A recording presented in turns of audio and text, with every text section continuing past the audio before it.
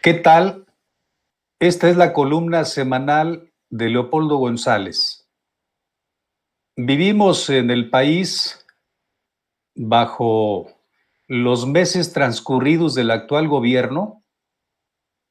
pues una especie de desacuerdos históricos que cada día se vuelven más exponenciales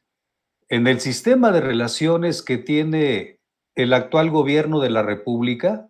con los distintos sectores y los distintos segmentos que componen la vida pública del país. Y es que, al parecer, pues estamos viviendo bajo la égida de uno de los gobiernos más intolerantes y más persecutores en la historia de México. Esto quizá tenga que ver con mundos emocionales desajustados, seguramente en el primer círculo gubernamental, y quizás esto también tenga que ver con una visión ideológicamente totalitaria del ejercicio del poder y con una visión ideológica y culturalmente totalitaria del otro y del diferente. Resulta que el presidente de la República no puede ver, y esto se puede probar en cada declaración, en cada discurso y en cada actitud presidencial, no puede ver a quienes no piensan como él. De ahí su totalitarismo mental. Y resulta que tampoco puede ver a los que disienten de su punto de vista y tampoco a sus críticos. Y en esa línea, pues son legión los políticos disidentes y opositores, y son legión los intelectuales y analíticos que forman parte de lo que podríamos llamar esa especie de lista negra presidencial, que por supuesto encabeza Ricardo Anaya, un líder opositor de extracción panista, pero en la que también hacen fila otros políticos, otros analistas, otros académicos y otros intelectuales. José Boldenberg, Jesús Silva Herzog Márquez, Federico Reyes Heroles, Carlos Elizondo Mayer Serra, José Antonio Crespo, Denise Dresser, etcétera, etcétera. Y entre los políticos, sencillamente se puede contar a Diego Fernández de Ceballos, se puede contar a Ernesto Cordero, se puede contar también, desde luego, pues a José Luis Lavalle, al que ya pusieron tras las rejas, y desde luego a la que hace más de 2 años está tras las rejas, que es Rosario Robles. Todo esto habla de un clima enrarecido y de un clima en el que difícilmente se puede ejercer la política, en el que difícilmente se puede ejercer el derecho a la diferencia y desde luego tampoco se puede asumir una conducta coherente y maduramente democrática, porque hay un gobierno que es contrario a todos estos valores de la cultura, de la democracia y del sistema jurídico. Me parece que el gobierno de la República y sobre todo el vértice del poder no puede o no sabe procesar el hecho de que en una democracia la diversidad es muy natural y que naturalmente hay diferencias entre los distintos actores de la vida académica, de la vida política y de la vida pública del país respecto de la forma de ver y de sentir y de enfocar las cosas del propio gobierno de la República. Así que, bajo esta óptica, pareciera que son dos las premisas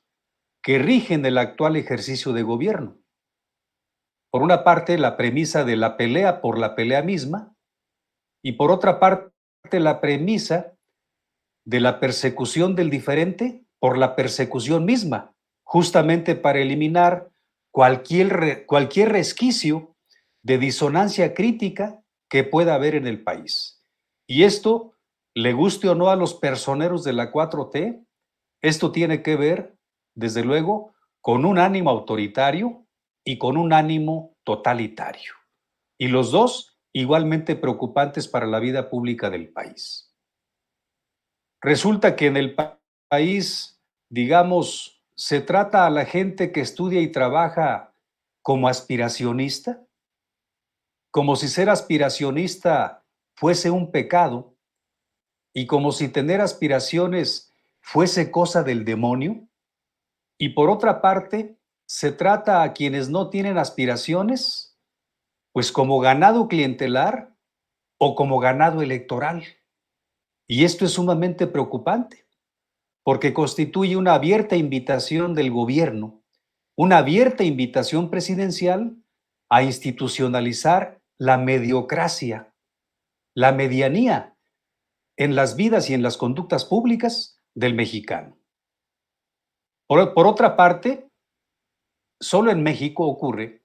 que se trate a los alcaldes electos de la capital de la República como sujetos despreciables o como delincuentes, y al mismo tiempo ocurre que a la delincuencia organizada se le alienta y se le apapacha, como si fuese ejemplo a seguir y como si fuese la pauta de conducta y de comportamiento más ideal, más ejemplar y un modelo para los mexicanos. Esto evidentemente es una distorsión de la racionalidad en un gobierno como el nuestro. Por esta razón conviene preguntarnos de manera valiente, de manera abierta, si el actual gobierno federal conoce la ética o no, y si los integrantes del primer círculo gubernamental conocen la vergüenza moral o no la conocen. Para mi gusto, que el gobierno está descompuesto y está viviendo un agudo proceso de descomposición. Y dentro de él no se habla en un lenguaje político entendible, racional y de claves y premisas, vinculadas con el lenguaje democrático, sino que se habla en el actual gobierno según los códigos de una Babel política en la que nadie se entiende. Por eso parece el presidente cada día más solo y por eso parece que muchos de los secretarios se mueven por la libre, sin un eje de comunicación institucional de arriba hacia abajo y desde luego sin principios rectores desde el punto de vista de sus decisiones políticas. Tan es así que hace minutos acaba de renunciar a la Consejería Jurídica de la Presidencia de la República, pues ni más ni menos que Julio Scherer Ibarra, uno de los que han sido brazos derechos fundamentales del actual presidente de la República. Y no solo hay esa renuncia, hay otras renuncias que no conocemos de segundo o de tercer nivel y desde luego hay ajustes y enroques porque el gobierno federal nomás no funciona. Y no va a funcionar, hay que decirlo, no va a funcionar mientras las premisas del actual gobierno sigan siendo la pelea, la camorra política, la camorra social hacia quienes no piensan según el vértice del poder, y mientras la premisa también siga siendo la persecución del otro por ser el otro y por ser diferente. Así que una llamada de atención al presidente de la República sería esta: que se comporte a la altura de un líder democrático, abierto, racional, incluyente, dispuesto al diálogo maduro con los diferentes, o que de plano sencillamente abra las agendas ocultas y nos diga con toda claridad y también con valentía y congruencia moral que lo que intenta estatuir en el país pues es una dictadura, constitucional o no, o bien un totalitarismo estilo tabasqueño o estilo tropical, porque tiene que sincerarse con el país. Y si no se sincera, ahí estará la peor de sus pérdidas.